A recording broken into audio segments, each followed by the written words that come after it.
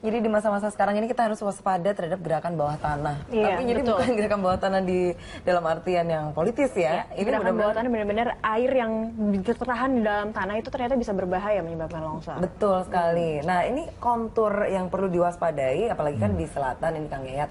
Itu karena tanahnya ini agak-agak liat gitu ya Kang Yayat ya? Ya sebetulnya ada kondisi tanah kan berbeda antara satu, jadi kebetulan aluvial kalau kita ya banyakannya, memang cenderung agak sedikit beda dengan kars ya. Kalau di Kuala Lumpur atau Singapura itu memang cenderung lebih keras tanahnya, kondisi geologisnya juga memungkinkan. Karena Jakarta ini memang sebagian tanah dalam kondisi labil sebagian, apalagi kalau di beberapa daerah Jakarta ini memang punya cacat bawaan, dialiri oleh 13 sungai. Jadi ada keuntungannya, ada tidak keuntungannya? Iya ada, artinya kalau di hilir dia memang tinggal menampung air dari atas saja. Nah jadi ini persoalannya kan bahwa kita harusnya memahami bahwa kita tinggal di daerah yang punya potensi bencana. Jadi mitigasi bencana dan pemahaman bahwa kita tinggal di daerah rawan bencana itu lebih baik. Jadi pertama satu, ada semacam early warning system, begitu kita saat akan tinggal dan memilih tempat tinggal kita tahu potensi ini banjir atau tidak. Biasanya orang yang tidak tahu bahwa dulu itu rawa kemudian diuruk, kemudian membeli rumah karena terkena promosi bebas banjir, artinya banjirnya bebas kemana-mana gitu ya. Nah di sini menjadi persoalan, jadi pengetahuan tentang di mana kita tinggal, apakah berbahaya bagi kita atau tidak, itu menjadi lebih penting. Nah, misalnya tadi, kalau kita tahu bahwa tinggal di bantaran sungai itu berbahaya, ya jangan tinggal. Tapi pertanyaannya, karena tidak punya pilihan, makanya banyak warga agak sedikit nekat. Bukan nekat, karena tidak punya pilihan. Mau tinggal di riverside yang bagus kan mahal ya kan. Ini di pinggir riverside sendiri, pinggir kali, di pinggir kali. Ya, nah karena ini persoalan tidak ada pilihan, karena harga tanah semakin mahal, akses mendapatkan rumah agak sulit. Bagi orang-orang yang memang merasa bahwa mendapatkan tanah dan membeli tanah secara ekonomis nggak sulit, maka tinggal bantaran sungai itu adalah pilihan paling terakhir. Jadi persoalan paling bagi kita bukan persoalan masalah boleh atau tidak tinggal di situ, tapi bagaimana mengamankan wilayah potensi bencana itu dari aktivitas penduduk. Jadi wilayah DAS itu atau wilayah yang dianggap punya potensi bencana itu masuk kawasan lindung.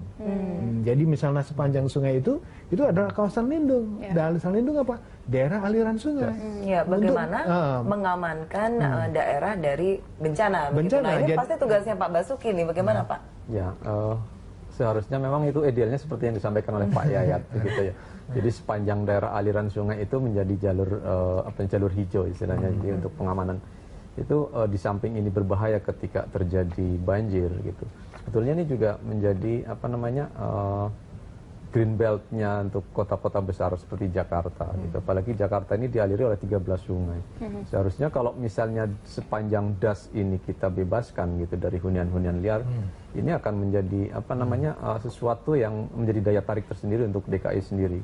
Selain itu juga tentu masyarakat itu menjadi lebih aman gitu, karena untuk daerah-daerah ini akan terlindungi. Nah ini permasalahan klasik yang memang kembali lagi bahwa karena kebutuhan tanah di Jakarta itu sangat tinggi sehingga dimanapun masyarakat akan berupaya untuk menempati itu. Nah memang untuk saat ini tugas pemerintah untuk bagaimana menjaga daerah-daerah ini menjadi steril daripada hunian gitu. Nah ini BPBD sendiri sudah memetakan 3 zona, ada hijau, merah, biru, dan juga ada zona kuning juga ada ya Pak Basuki ya. Nah ini pemetaan ini apakah juga melihat dari daerah aliran sungai, kalau misalnya selatan ada dilewati Ciliwung juga, Pesanggerahan juga, Krukut, dan timur juga ada Kalisunter, seperti itu?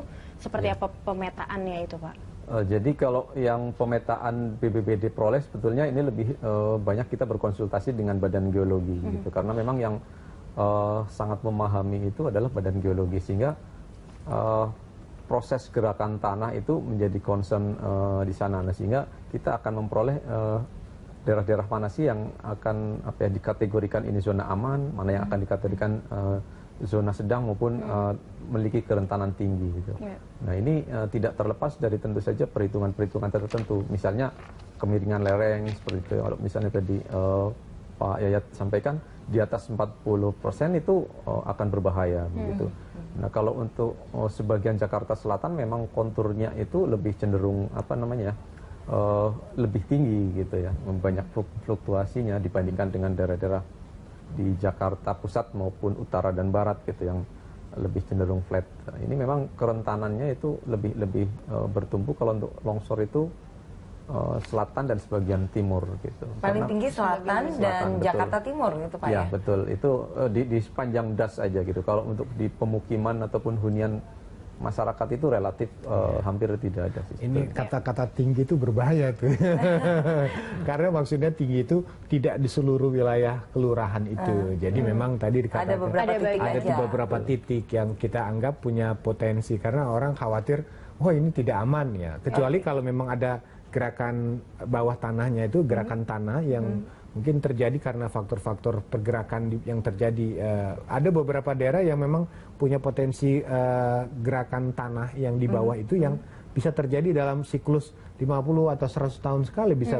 Jadi zonasinya bisa berubah-ubah dong. Tapi untuk Jakarta untuk itu tidak ada, tidak ada. Nah, ini nampaknya Pak Basuki mungkin membawa data juga dari BPBD, mungkin nanti bisa diperlihatkan kepada pemirsa juga mungkin di zona biru itu wilayah mana. Kalau dari warna biru mungkin yang sedikit lebih aman, lebih adem, biru dan hijau itu ya. Setelah jeda berikut Pak Basuki datanya bisa diperlihatkan, namun pemirsa kita akan jeda sejenak, kami akan kembali usai pada warna berikut.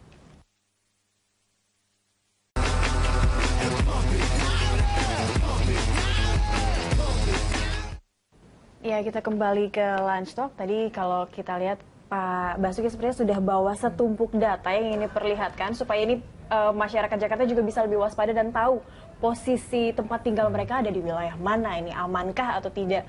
Mungkin bisa diperlihatkan zona merah di sekitar mana Pak, dan juga biru, hijau, dan kuning juga ada. Gimana saja Pak Basuki? Oke, jadi dapat saya perlihatkan dari peta yang kami pegang ini. Sebetulnya untuk DKI Jakarta ini lebih banyakkan di zona biru. Zona biru artinya zona kerentanan tanah yang sangat rendah gitu. Karena memang sebagian besar Jakarta itu berada di daerah datarannya itu flat. Ada beberapa lokasi, kalau yang hijau ini masuk di area rendah, kemudian yang kuning-kuning ini masuk di zona sedang.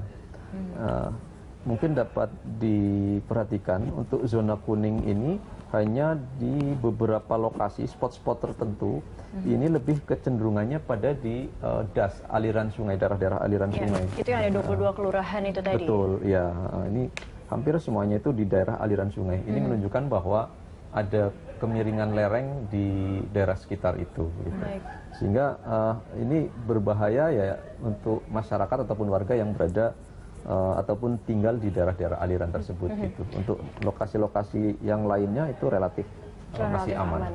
Oke, zona biru itu relatif aman. Dia tinggal di zona mana kira-kira? Saya di tengah. Di tengah ya? Antara merah dan biru? Oke. Saya aman.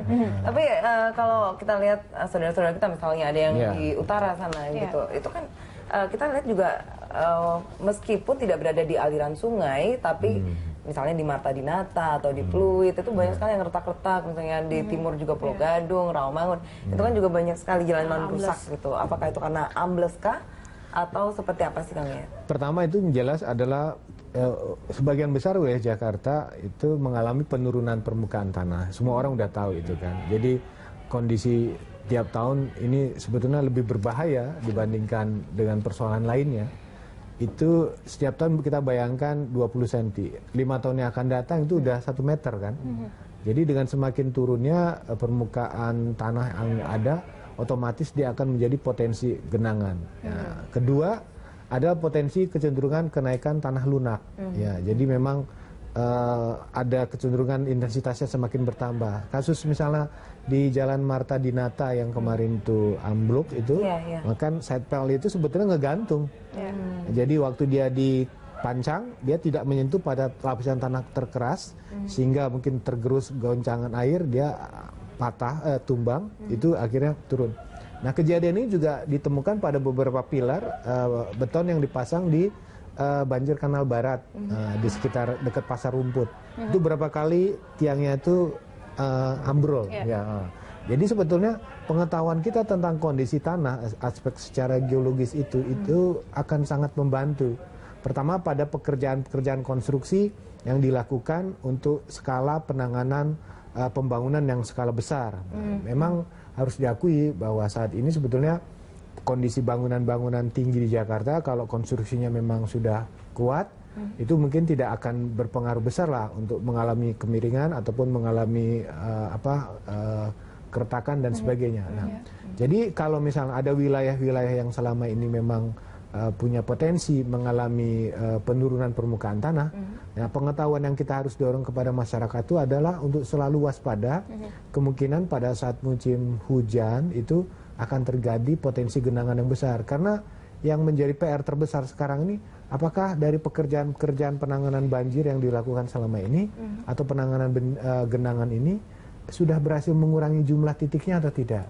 Karena kalau semakin banyak pengambilan air tanah secara berlebihan, secara terus-menerus, potensi genangan akan lebih besar. Jadi dibandingkan dengan longsor, memang longsor kalau di tepi sungai itu bisa memakan habis bangunan dan menggerus tanah yang ada di sekitar itu. Langsung hilang saja. Tapi potensi kejadiannya hanya pada titik-titik tertentu. Tidak merata. Misalnya kalau kejadian di Banjarnegara itu mungkin karena kondisi topografinya ada perbukitan yang amblas langsung menghantam satu perkampungan. Tapi kalau di Jakarta ini mungkin hanya pada beberapa titik, ya kemungkinan pun pada satu atau dua rumah saja. Nah ini selain kewaspadaan yang perlu ditingkatkan oleh masyarakat Jakarta, mungkin kalau di Jakarta Utara kita sering lihat perumahannya meninggikan tanggul mereka, itu untuk banjir. Tapi kalau untuk longsor sendiri nih, apa yang harus dilakukan tindakan konkretnya untuk warga, apa yang harus mereka lakukan? Sebetulnya pemerintah DKI Jakarta ini ada niat untuk dibantu oleh pemerintah pusat akan menormalkan semua daerah aliran sungai. Jadi bentangnya itu akan diperlebar dan akan diperkuat dengan sistem pengocoran kalau siring lah ya istilahnya ya, atau model yang sekarang dilakukan di Kampung Pulo. Nanti memang ada rencana khususnya hanya untuk Ciliwung saja ya. Untuk Ciliwung itu akan diupayakan menormalkan kondisi bentang sungainya dan mengamankan tepiannya dengan membuat semacam jalan inspeksi dan dengan cara pemasangan side belt yang untuk memperkuat dinding sungai tersebut. Tapi kalau pendekatan ini dilakukan, memang nanti debitnya bukan debitnya, memang air akan cepat mengalir, tapi lanskap sungainya jadi hilang. Jadi sebetulnya kalau kita orang lanskap bilang, kenapa tidak dengan cara penghijauan? Jadi ibaratnya memang penduduk dipindahkan. Kalau Belanda itu bukan mengatakan Belanda lebih pinter ya, atau apa ya? Itu kan dulu punya kebiasaan mengeruk sungai, kemudian meninggikan tanggul-tanggul di sepanjang bantaran sungai, dan tanah yang dikeruk dan ditumpuk di situ kan sebetulnya tanah yang tidak layak ya, sangat subur dan labil sekali. Nah, tapi sekali lagi penyebab pertama sebetulnya kalau orang tahu bahwa wilayah itu bencana, orang tahu. Tapi yang menyebabkan daerah bencana itu menjadi punya potensi bencana karena penduduknya terus bertambah. Nah itu ya, jadi kalau BPBD bilang tadi direlokasi gitu, yang paling mudah kan seperti itu. Tapi seandainya masih ada penduduk di situ, beberapa hal yang perlu dilakukan apa Basuki? Misalnya drainase harus diperbaiki. Itu seperti apa perbaikannya? Ya untuk saat ini yang tadi disampaikan oleh Pak Yayat, kita sudah mulai melakukan penanggulan gitu. Karena itu salah satunya adalah untuk mengantisipasi longsor juga gitu. Ketika misalnya di tebing-tebing sungai yang curam itu ketika sudah dilakukan tanggul-tanggul di sungai itu tentu akan lebih kuat gitu. Nah memang menjadi kendala ketika aliran ini menjadi lebih lebih cepat gitu. Sedangkan untuk di daerah utara itu penurunan muka tanah itu semakin cepat gitu. Mungkin kita juga bisa melihat di daerah sekitar Gunung Sahari gitu. Itu kita sudah tinggikan jalan itu dengan sebelah barat dengan sebelah timur itu akan kelihatan timpang sekali gitu. Itu juga salah satunya proses itu, karena ketika itu tidak dilakukan maka air dari laut itu akan berbalik arah gitu, karena itu backwater. Jadi sehingga kalau ini tidak ditinggikan maka air akan limpas gitu ke daratan. Ini salah satu upaya kita juga untuk menjaga supaya daerah-daerah sekitar itu tidak terjadi genangan ketika misalnya terjadi curah hujan tinggi maupun banjir-banjir kiriman gitu. Itu ya, air tidak boleh ditahan ya Kang ya? Iya, air tidak boleh ditahan, apalagi air mata ya, nggak boleh ditahan. Gitu. Jadi begini, Prinsipnya kita harus memahami di mana kita tinggal. Kedua, kita harus memahami sebetulnya apakah tempat tinggal kita itu